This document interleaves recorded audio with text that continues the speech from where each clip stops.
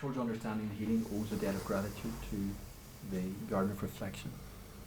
And we couldn't do these events without Susan and Marjorie and all the work that goes on behind the scenes.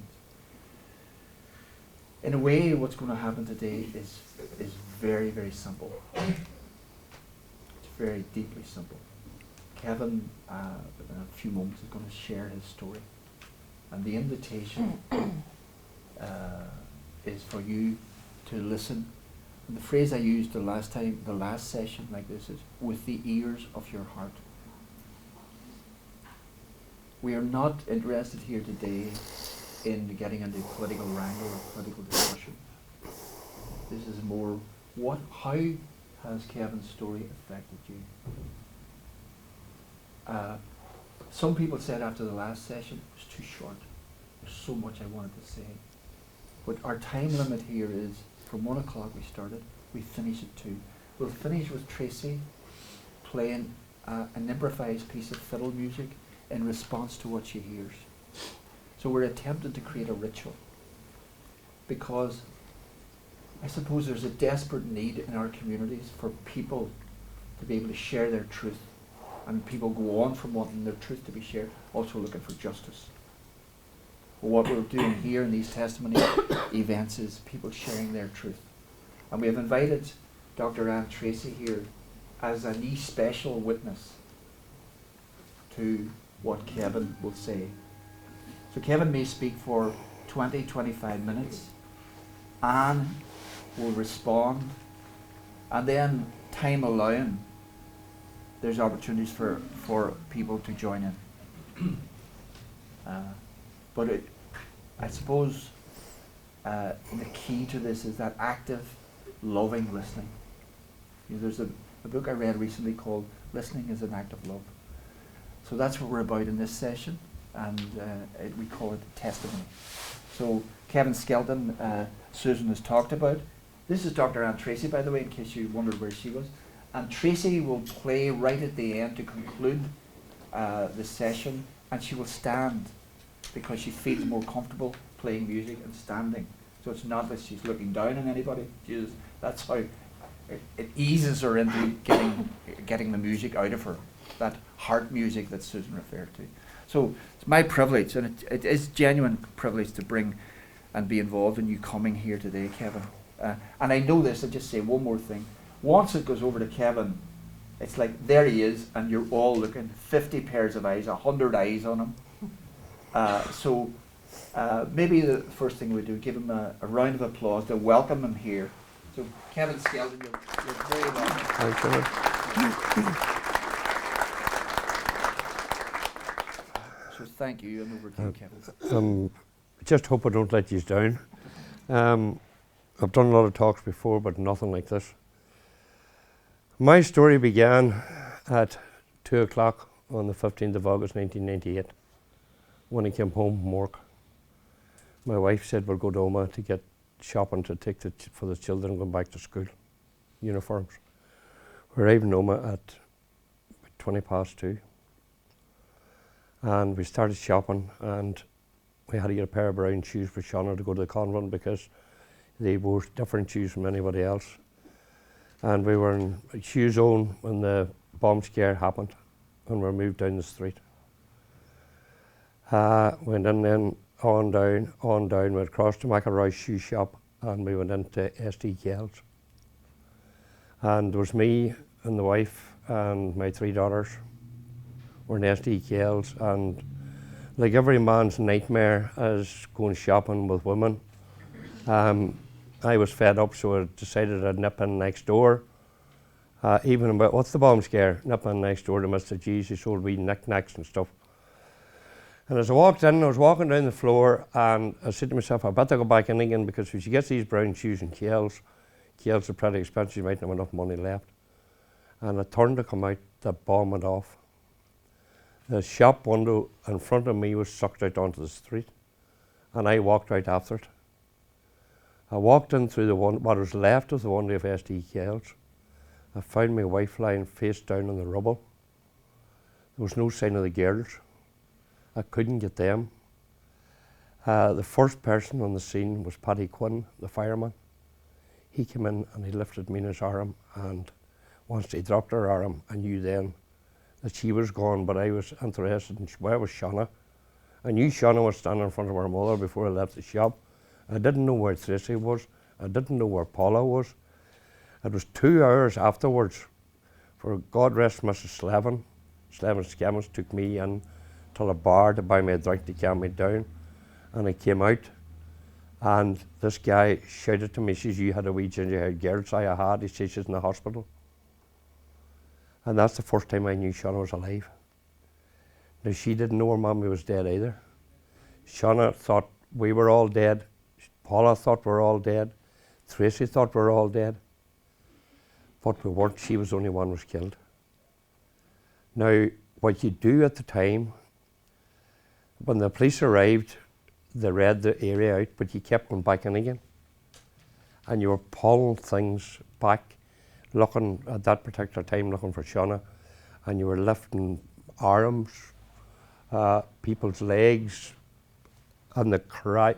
There's one thing I will carry to my grave, and nobody can take this away from me, is the smell of burning flesh, and the cries of the people lying on the street, dying, and people who were badly injured.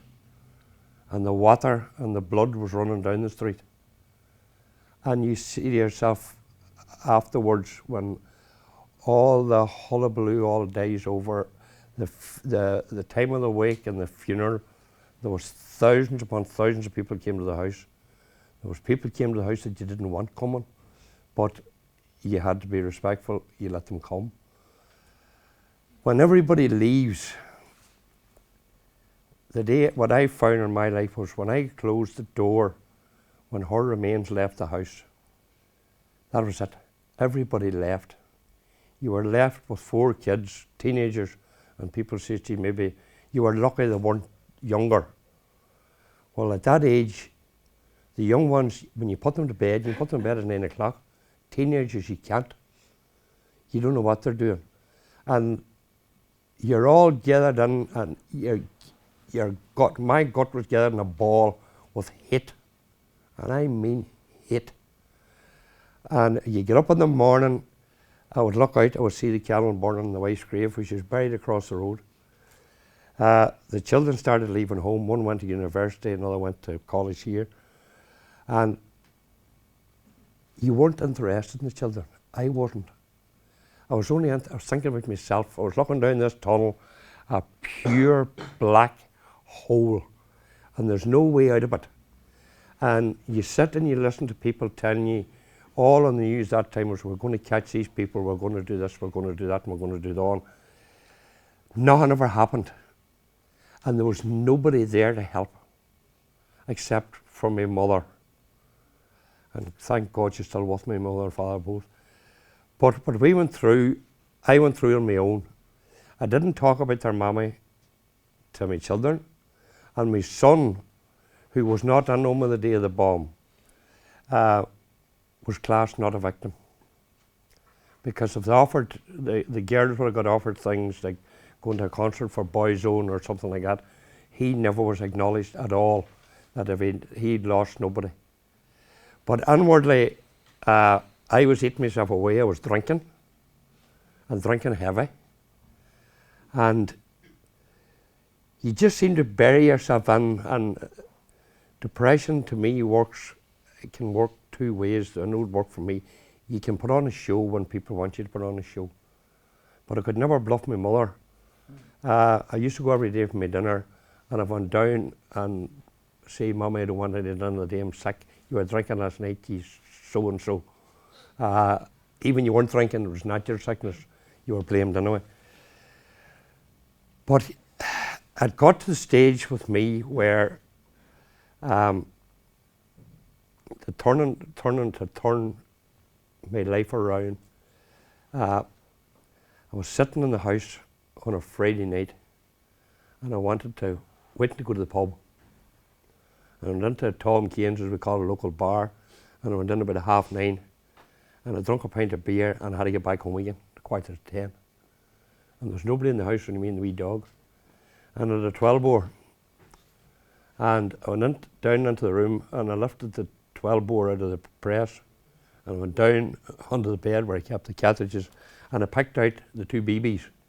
And BBs is buckshot. And I stuck the gun here. And I took the safety catch off and there was no hammers on the gun or anything like that. And I set my fingers over the trigger.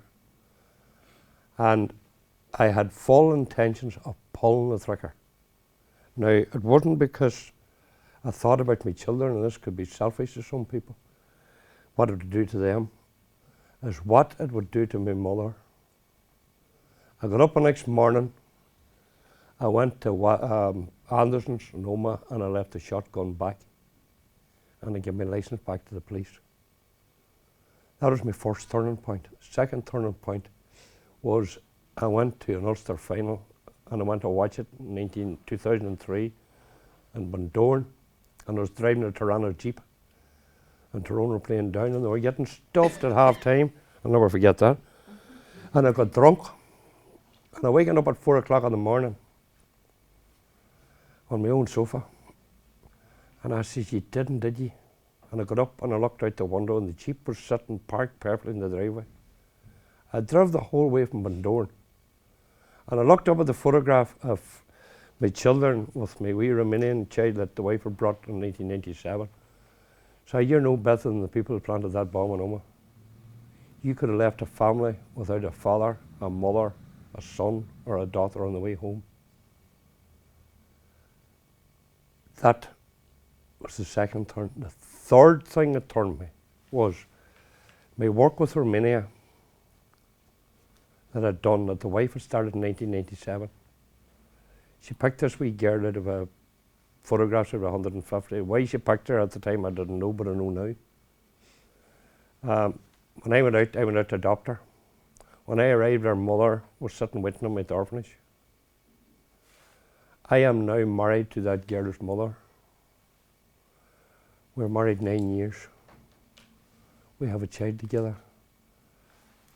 I think all what we have been through, she set out for us till my new wife's date of birth is the same date that me and my deceased wife got married on, the 31st of August.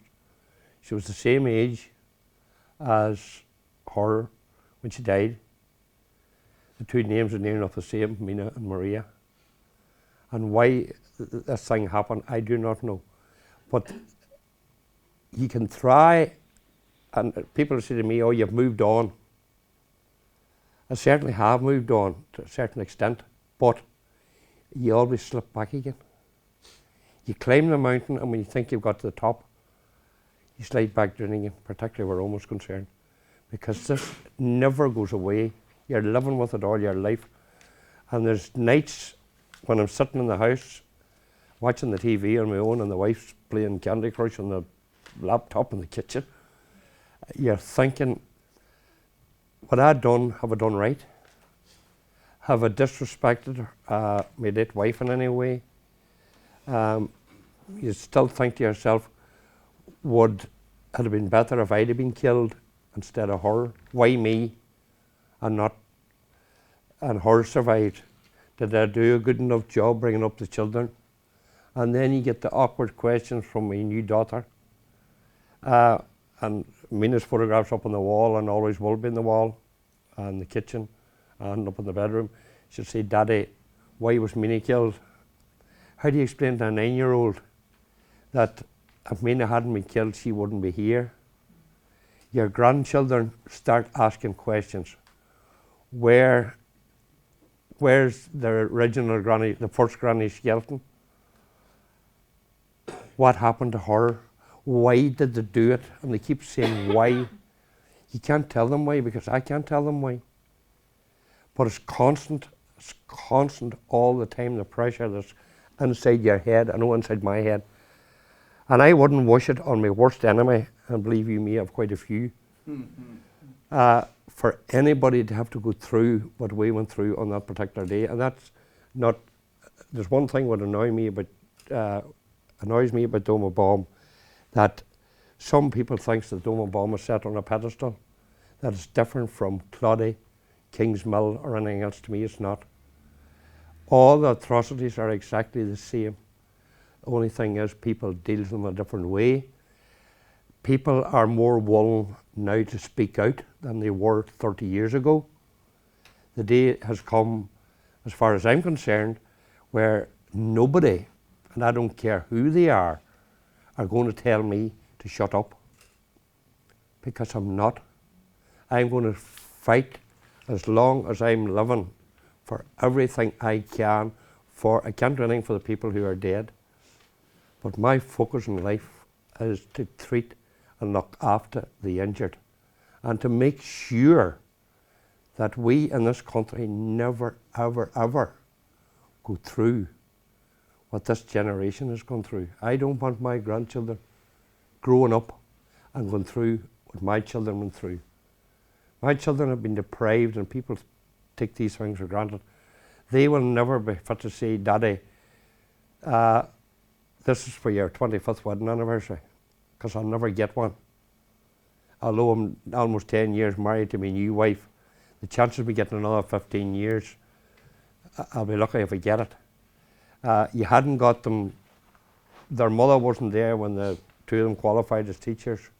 They weren't there when they got married. There's always that space, and I don't care who's standing beside you. There's always that place that is missing. And when you spend 20 years with somebody, and people say to me, you and your late wife must have had a great relationship. If anybody says they didn't fight, they're telling lies. We all fight. But that person, she's always there, and is always here. When you close your eyes at night, and bed is the last thing you think of, and it's the first thing you think of when you get up in the morning.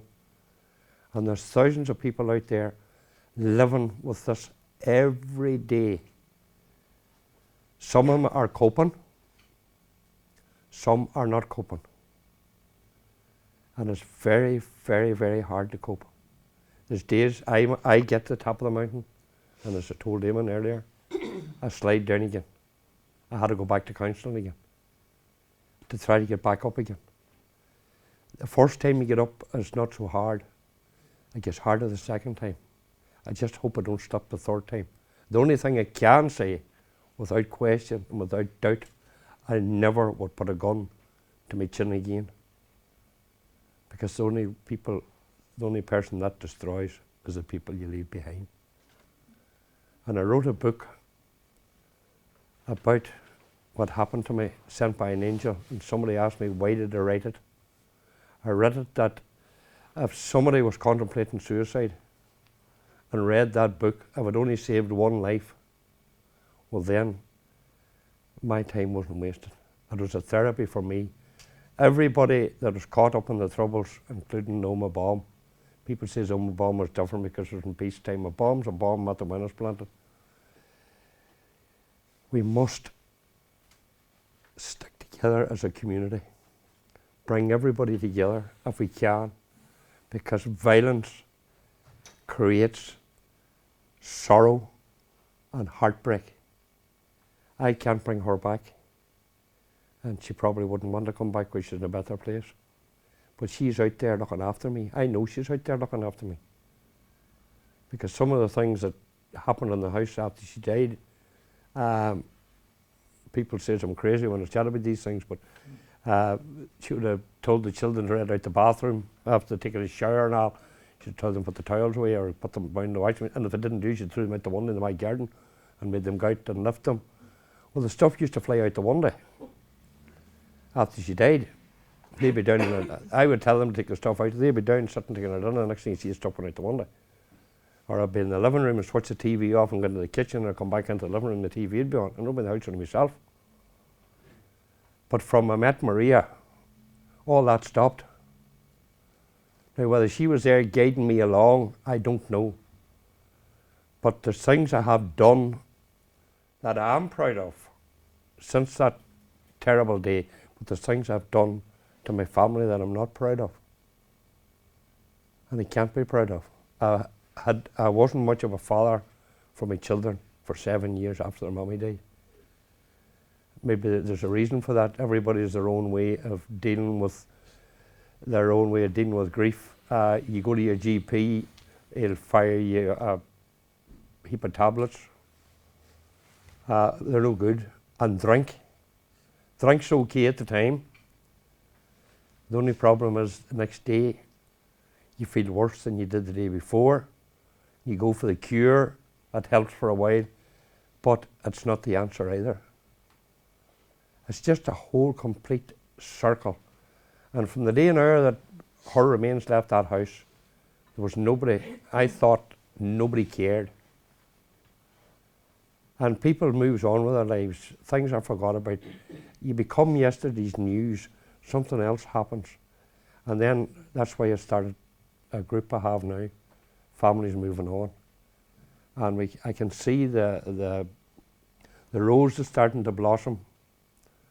It's spreading out, people are coming to join and look for help.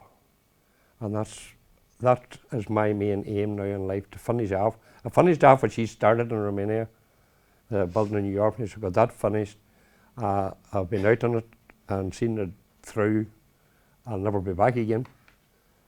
But she set me on that road. And I just hope that whatever time I meet her again, if I get up there, that she'll be proud of me, of what I've done.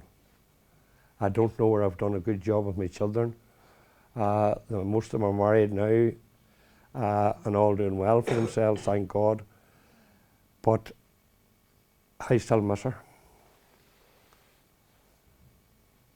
And always will miss her. There's a part of me that was taken away for nothing, for absolutely nothing, simply because we were in to buy a pair of shoes to go to school. And she was murdered along with 28 other people. And what has it achieved? It has achieved absolutely nothing, only caused pain and hurt throughout the community. Derry's had its fair share of it. Belfast had its fair share of it. The north of Ireland has had around the world. I have met people who were in the Twin Towers. I've met them, and I know what they went through, and I don't want to see anybody else going through what we went through. Anything else? Anybody wants to say to me? Yeah. Kevin, one of the ways this can work is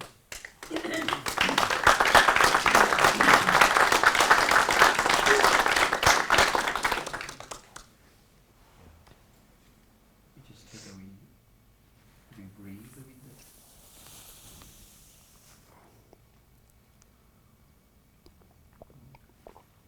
Kevin, I really appreciate you coming here. I appreciate you sharing what you're sharing. Well, there's one thing I forgot to say, that the hardest thing to swallow, we couldn't open the wife's coffin. I identified her after the bomb with my uncle and aunt, God rest the two of them. And she was lying on a stretcher in the army camp. Now I walked up the right hand side and they walked up the left hand side. Now I seen nothing wrong with her, seen nothing wrong with her face. But my aunt fainted on the far side. And I don't know why the day we were going to pick up her remains, and it was picking up the same day as the wee lad from Buncrana was picked up. He went out first, young Dardy. And I went back into the house and I says to my mother, don't be a bit surprised if we can't open the coffin. When I arrived at the army camp, that's what the undertaker told us. Now, where my son was concerned, he never got seeing his mummy from the night before. He kissed her good night on the Friday night, and he got up at 6 o'clock in the morning with a wee fishing. He never seen his mummy again because we couldn't open the coffin. And they were even deprived of that, and that still sticks with them to this day, and it sticks with me too. For you never got a chance of saying goodbye, to say that I love you, thank you for being good to me over the years. them things were all taken away from me like that. And that is very, very hard. And even for our family, my own mother, who would sit yet, and if I mention her name, she'd start to cry. It's wee things like that that people take for. I know there's people lost their loved ones through car accidents, cancer, everything else, but particularly cancer. You have a chance to say goodbye, or a chance to tell the person what you felt. But in the situations like that, it just happens, and you're deprived of them things. You can't say, and particularly when you can't open the coffin, it's heartbreaking.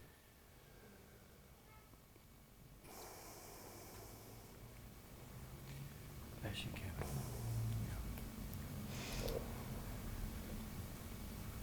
So how we want to go ahead here is that Anne is very courageously and kindly agreed to be the person who would, as a witness, speak and respond to what she's hearing from Kevin. So my guess is people are very moved by what they've heard and may also want to express that. So we have some time, but thank you. No problem. Thank you. So Anne Tracy, School of Psychology at McGee. And my first thought, if it's okay, Kevin, is to hug you. That's okay. Thank you.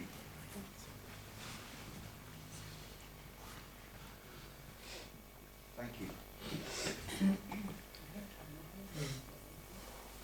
Kevin, I'd like to begin by thanking you for sharing your story with us here today. As you can tell, I'm a bit shaky, very deeply moved by your story. And the words that came to me as I was listening to you was courageous, heart-wrenching, inspirational. Thank you. A couple of other thoughts occurred to me. You know, I've worked for many years in a counselling context with bereaved people. I don't know if you are aware of Cruise Bereavement Care. And people come with many different types of losses. And our role is to listen and to try and hear and understand what's been said and the story of the loss and how people are. It's not about fixing people, it's not about making them better. They do that somewhere or other in the journey for themselves. But I've never, ever, in all those 22 years, heard a story that gripped me so much.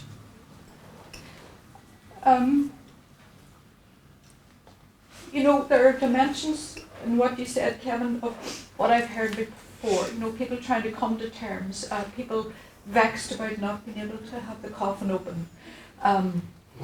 All kinds of things about all different levels and layers of loss on top of the loss of the loved one, on the person that they love, your Mina.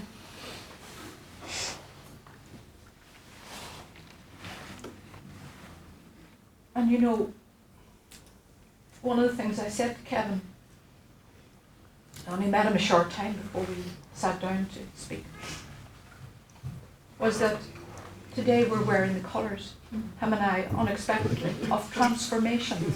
The colours of transformation. And in some way, Kevin, part of what you said is that you have, in a way, transformed your life, but yet, you know, the memory is there, it won't go away, it's there forever. And, you know, we have to honour that and protect it and respect it as well. And I think I heard all of that in what you said today. Thank you. I remember the last thing I'd like to say, because I know other people I'm sure are very keen to speak, Kevin, with you. You know that saying, it's a bit of a cliche, but I do remember where I was when my friend Claire and I happened to be in Tesco supermarket in the Waterside. And Claire said, Anne, it was the 15th of August, about 3 or half 3 in the afternoon. And Claire said to me, Anne, there's been an awful bomb in Oma. Loss of life. It's terrible. And you know, we're all then racing home because we want to, somewhere else we want to hear more. But I know from that moment, and this is the truth, the Oma bomb is in my psyche. I'm sure it's in the psyche of thousands and hundreds of thousands of people. So we've held it. Yep. And we still hold it. And what you've done today, Kevin, is such an important thing. You know, I'm going to say something else. I have read your chapter in the wonderful book, To Tell You the Truth. And I was gripped then. But see today, with the human voice, I'm hearing it from you in the way that I think it was heard by Eamon. You know, that's a good thing. It's making me sad, it's making me emotional, but I think we need more of that. And we need to hear you and other people speak your truth. Yep. And educate us. I agree with that.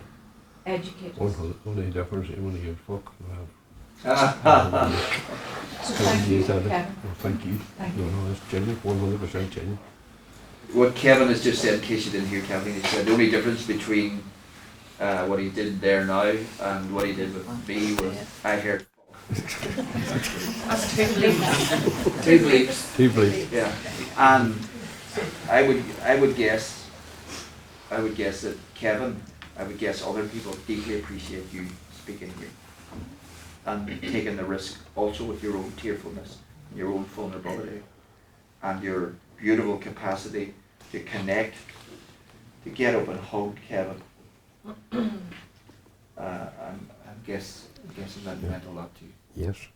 And as you mentioned the time, 3:10 on the Saturday, that's the time the bomb went off. And you always think on that every Saturday. I'd be sitting watching Sky for the football would start around 3 o'clock, but you always pause at 3:10. You always see when it comes to 3:10, you always think, as a matter of fact, I'm not living that far away from now where the bomb originally went off. And you always remember that time, 3:10. And that's always something that you'll never forget it. You don't want to forget it. We can't afford to forget it because we want to make sure it doesn't happen again. Okay. Let me, at the risk of coming across you, invite anyone who wishes to share. We're not inviting political discussion. We're inviting, what does this mean to you to be here, listening to Kevin, and indeed listening to Anne? You wouldn't be here today if justice was probably done. Or maybe you would as well. Do you think the justice system will be... And anybody that knows me, I have stated for the last 15 years that nobody would ever be convicted of the Oma bomb. And so far I've been right. But the girl that asked me about the hatred, funny, the person that took the hatred away from me was an American. Stephen McDonald from New York. He was shot 25 years ago in the neck by a 17-year-old. And I met him for the second time about 5 years after the Oma bomb. And that man forgave the guy that shot him. And he's sitting in a wheelchair with a hose into his neck here. And he would make you cry. And I said to myself, going out the road that day, if that man can forgive, and he actually cried about the boy that shot him was released from jail for his mother's funeral, and was killed in an accident. And he actually cried about him and said if he can forgive the people that done that to him and left him the way he was, I can forgive the people that murdered my wife. And that's when the hatred started going out. I know there's a lot of people who want justice, and they're entitled to justice, but I don't focus on justice anymore. I focus on getting help for people who need the help on the ground. You're delivering justice. Delivering it a different way. Help people who need help to get themselves back on some sort of a level playing field again, and try and lead a life the best they can. Flavio, thank you for that question. And I'm sorry I didn't recognize you. Oh, that's okay. Sorry, having just spent the morning with you. We have time for maybe, I'm really encouraging you to speak from your heart, if that's possible. As you've listened to Kevin, what has it meant to you in your heart? But that's a bit prescriptive maybe, so if there's something you want to say, please do say it, in the time that we've got. Hello there. I'd like to say something, you know. I just spoke to Kevin before the session here, and I have two friends, are 30 years dead this year, were killed in an explosion, and they were, as they call it, volunteers. But what struck me about Kevin was he turned around and said to me earlier on about Republicans had him as a legitimate target, right? And loyalists had him as a legitimate target because he worked in Stormont and he was in the GAA. And I have a daughter dead now, 7 years next month, committed suicide. And I would just like to say to Kevin, thanks for sharing. You're welcome. Thank you, Jim, for being here. Thank you for having me. Very welcome. Yeah, I see you just behind it. Oh yeah. Young man. You can hear me, right? I'm good, right? People say I'm loud. But I just wanted to thank you for sharing, just because I feel like we spent the morning looking at memorials and going around the wall. And we see names on tombstones, and we see, these memorials, but they're just names until you remember that each name that's on a newspaper, that's on a stone, is a person's family, a person's father. And I think it's not salient to somebody until they hear personal stories, until they realize, and it really sinks in a different way than if I read it in my history books or if I, in class. So I just wanted to thank you for that, because it just makes it that more impacting and just more tangible for me. And so, Thank you. Yeah. Thank you. Thank you. Thank you. These young American students have just arrived yesterday. It's not all my life since Oma Bomb hasn't been doom and gloom. I have done things that probably if she hadn't been murdered, that I never got a chance of doing. Maybe some people have been glad that I didn't get the chance of doing it. But I've met a lot of world leaders, including Bill Clinton, Tony Blair, the lot, and I used my typical Irish pronunciations rightly and directly. The F word, yes. I've always been known for saying, shooting from the hip, and that will never change. I may have changed other ways. I wasn't involved with politics or anything like that till the wife was killed. But I know now how to fight for victims.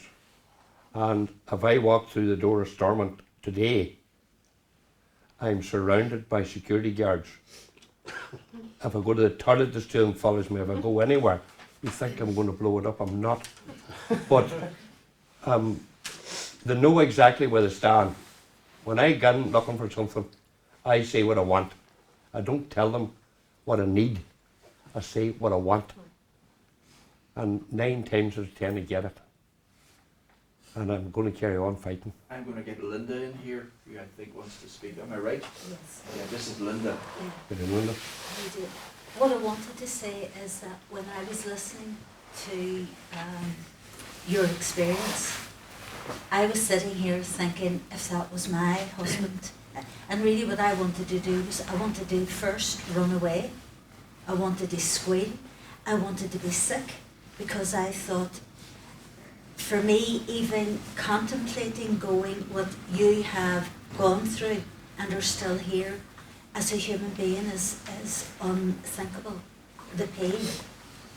And it's also for me that I knew you were coming, and I started to read part of the blurb, and I thought, no, I'm going to wait, because I think what a lot of people want is this terrible thing's happened, but here we are, and hasn't it all turned out fine? And here you are, remarried, I'm sure, to a very lovely woman, and have a new daughter or a new child. But really what you had to do is the life that you were leading and wanted to continue to lead and were quite happy to lead was stolen from you. Yes. And it was taken from you. But what you've had to do, not through your choice, is you've had to get up and go on and build a new life. And I think when, in listening to you and imagining it being me, I would feel the guilt of actually having to keep going, that and all that I did wrong because of the pain of it. And I think for me, you put that in a way that I thought that's how I would have felt, and the pain of it's just so horrible, just horrible to think that any human being should be put through that. And the fact that the pain of the bomb, and then the pain that I think I recognise the pain of what you didn't do right and what you did do wrong and all that confusion and upset. And I just think for me, the fact that you are here and the fact that you are trying your very best and the fact that you had a right to be angry, because I would have been, but that you've tried to overcome it. I think that says a lot for you, and it also says a lot for your wife who has passed on, because when we love somebody, to have them taken away, the fact that her love for you and the thought of her and the loss of her has in a way challenged you and moved your life forward is a lovely thing. And Thank you very much. for speaking. Thank you very much. Kathleen, please speak, and then I think maybe you'll be the last to speak, because then we'll move over, because I think it was just because when you were saying about getting the gun with 6 bullets in it, you were going to shoot forward and you probably would have tried to shoot yourself. No, 2 more lined up. I didn't mention that. You won't. Okay, you had 2 more. Yeah. But do you not think it was your wife that was holding you back? Because they've lost their mammy. You don't need to lose their daddy Yeah. as well. Yeah. She's been there all the way. Yeah. Since 97. Why did she pick that child in the first? I didn't want the child out of Romania. I wanted Nandi with it. Yeah. Only when she made up her mind to do something, she'd done it. And then we brought her back in 1988, and it had only went back to Romania the Sunday before she was killed. If it had been still in Ireland, or she'd been killed with her. Why did she put me on that road that I never would have been? Some people says life's laid out for you in a plan. I definitely do believe that now, but it took a long time for that to settle in. You have your own demons to deal with, and I still have demons to deal with. But as regards my family, my children, you had to deal with them as well on a different ground. There was a new woman coming in. That caused a bit of an upheaval, even after nearly 8 years. But now everything has went round the complete circle, where she's accepted, and life has been good to me as well. There's no question of that. I've had good things that's happened to me since, and I just hope it keeps going this way. Yeah. And one of the things I picked up from what Anne said is the colour of transformation. Purple is the colour of transformation. And I know, and Kevin has not spoken much about this, and I don't think we have time now, but Kevin has been a founding figure in an organisation called Families Moving On. There's terrible trauma, terrible grief, but let's work with that and see how we can move on. And that group is open to everybody, not just the victims of the Oma bomb. No, we take all people affected throughout Tyrone and the Troubles, and we didn't. We have nearly 400 members now, and we didn't set out deliberately to have it this way. We're actually 51% Catholic and 49% Protestant, and we have members of the security forces as well within our group. We open the door to everybody. I'm trying to get as I said earlier, get away from the stigma of Oma. That's the only bomb that happened. We're trying to get pinned, and we're expanding. We are expanding. We just need the money now. We can get a squeeze in the bubble. You're looking at me. I'm uncomfortable. So, at this moment, if Tracy, if it's okay, pass over to Tracy McGrory was beautiful harpist and fiddler who's here with us, and who is not playing a rehearsed piece. She is improvising based on what you've heard. Well, I have listened to one of them for 57 years. My father's played one when I was born, and he's still playing. It's great. And we talked earlier today about that, Kevin, which was lovely. It was lovely just to spend that time with you today. This is just in response to what I've been hearing. Sometimes for me, I communicate better through music than through words. So Kevin, this is for you. Thank you. And for me.